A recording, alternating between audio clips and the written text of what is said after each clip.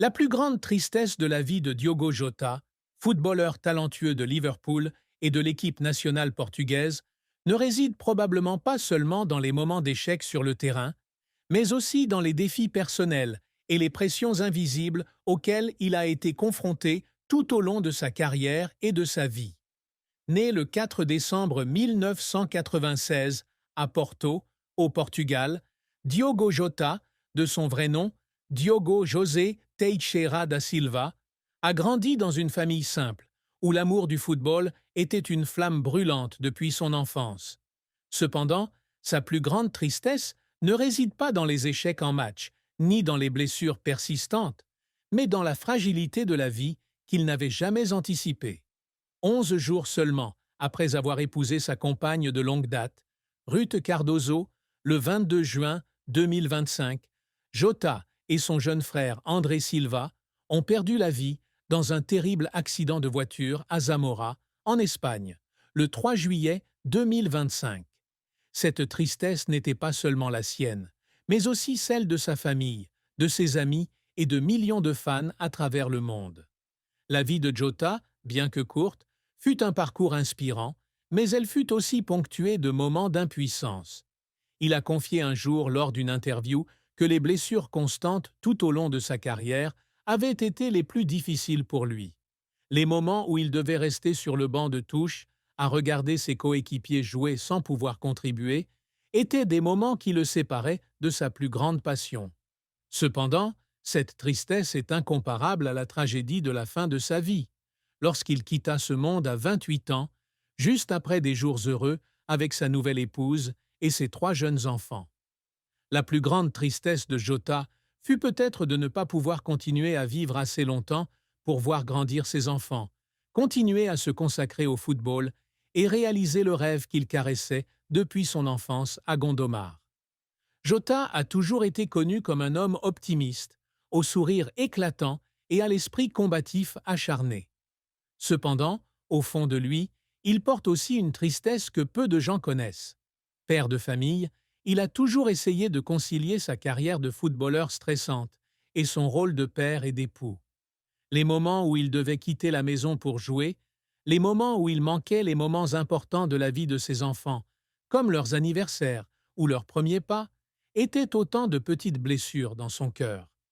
Mais c'est la tragédie de la fin de sa vie qui a transformé toute cette tristesse en une immense douleur, non seulement pour lui, mais aussi pour ceux qu'il aimait.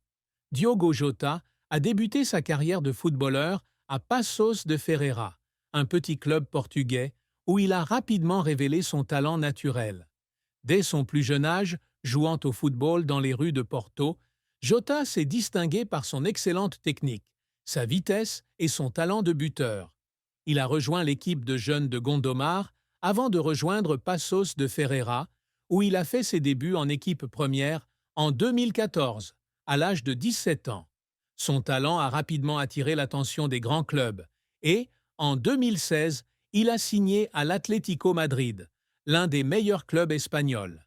Cependant, il n'a pas joué en équipe première ici et a été prêté au FC Porto pour la saison 2016-2017. À Porto, Jota s'est illustré avec un triplé contre Nacional, confirmant ainsi son potentiel. En 2017, Jota a rejoint Wolverhampton Wanderers, prêté par l'Atlético Madrid.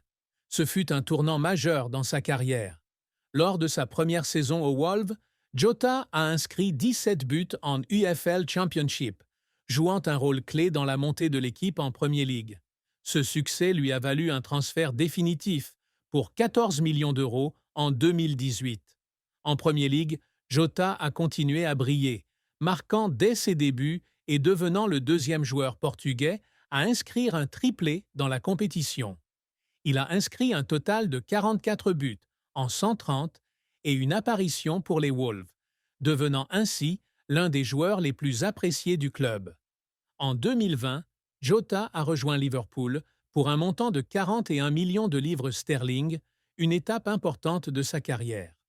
À Liverpool, il s'est rapidement intégré et est devenu un élément indispensable de l'attaque de l'équipe sous la houlette de l'entraîneur Jürgen Klopp.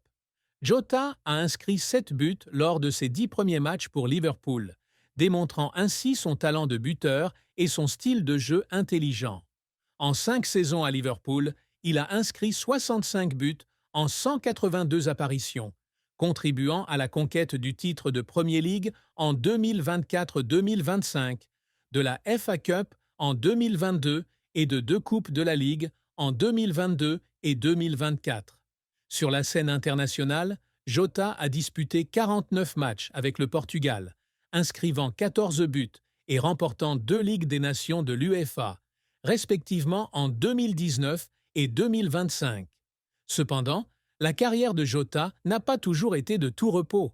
Ses blessures persistantes ont été son plus grand défi. Au cours de la saison 2020-2021, il a subi une grave blessure au genou qui l'a tenu éloigné des terrains pendant près de 3 mois. D'autres blessures l'ont également contraint à manquer plusieurs matchs importants, notamment des matchs de Ligue des Champions et de Premier League. Jota a confié que ces mois d'absence ont été les plus difficiles, car il était aux prises avec un sentiment d'impuissance et d'anxiété face à l'avenir. Il pleurait dans les vestiaires après certains matchs, non pas à cause de la défaite, mais parce qu'il avait le sentiment de ne pas pouvoir donner le meilleur de lui-même pour l'équipe. Les efforts de Jota pour surmonter ses blessures et retrouver le sommet témoignent de sa forte volonté. Il consulte régulièrement des kinésithérapeutes, s'entraîne davantage pour retrouver la forme et garde toujours un esprit positif. Un jour, après avoir marqué le but de la victoire lors du derby contre Everton en avril 2025, Jota n'a pu retenir ses larmes en entendant les chants des supporters de Liverpool dans les tribunes d'Anfield. Ce fut un moment où il a ressenti la reconnaissance et l'amour des supporters, une juste récompense pour ses efforts inlassables.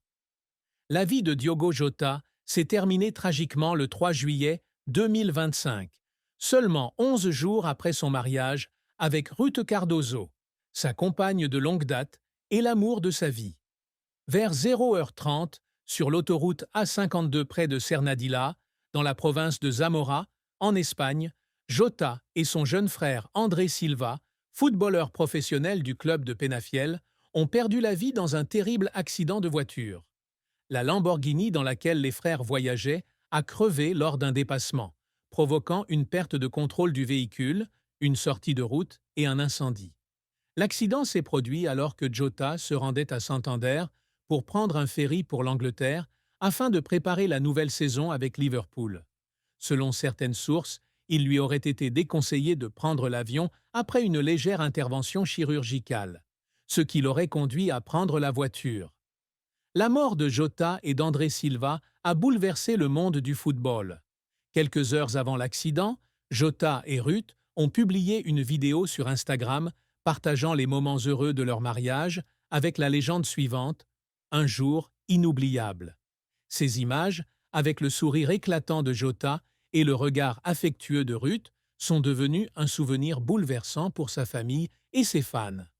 L'accident a non seulement coûté la vie à un joueur talentueux, mais a également laissé une douleur inconsolable à sa jeune épouse et à ses 3 jeunes enfants, Dini, Duarte et une fille qui naîtra en novembre 2024. La triste fin de Jota est un rappel brutal de la fragilité de la vie. Il est décédé au sommet de sa carrière et de son bonheur personnel, laissant un vide incommensurable dans le cœur de ses fans, de ses coéquipiers et de sa famille.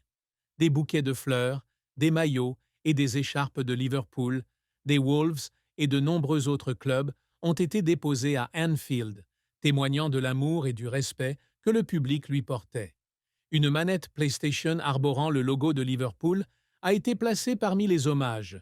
Hommage à la passion de Jota pour le jeu vidéo, un aspect distinctif de sa vie. L'histoire d'amour de Diogo Jota et Ruth Cardoso est magnifique. Elle a débuté au lycée à Porto. Ils se sont rencontrés vers 2012 ou 2013, alors qu'ils avaient tous deux 15 ou 16 ans. Leur amour de jeunesse a résisté à l'épreuve du temps, de la distance et aux pressions de la carrière de footballeur de Jota. Ruth a été une fidèle compagne, le suivant de Porto à Wolverhampton, puis à Liverpool, où elle l'a vu connaître un grand succès. Le couple a 3 enfants, 2 fils, Dini et Duarte, et une fille née en novembre 2024. Jota partage régulièrement des moments en famille sur les réseaux sociaux, de ses voyages en Laponie, en Finlande, aux célébrations de victoire à Anfield avec ses enfants. L'apogée de l'amour de Jota et Ruth a été leur mariage, le 22 juin 2025 à Porto. La cérémonie a eu lieu dans une église historique, en présence de la famille, des amis et de leurs 3 enfants. Dans la vidéo partagée sur Instagram, Jota et Ruth apparaissaient radieux, échangeant des regards affectueux et des sourires joyeux. Ruth a écrit « 22 juin 2025 ». Oui, pour toujours, tandis que Jota a commenté « Je suis l'heureux élu ». Ces mots sont devenus un souvenir bouleversant, Jota étant décédé 11 jours plus tard.